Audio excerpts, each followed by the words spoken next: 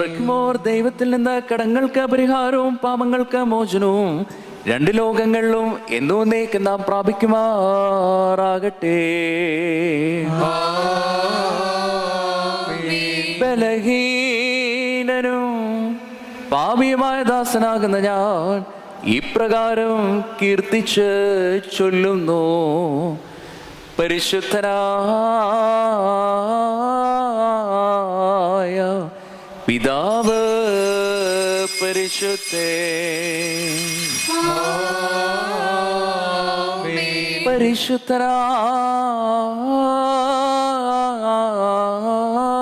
പരിശുദ്ധനായ പുത്രൻ പരിശുദ്ധേ, ജീവനും വിശുദ്ധിയുമുള്ള റൂഹാ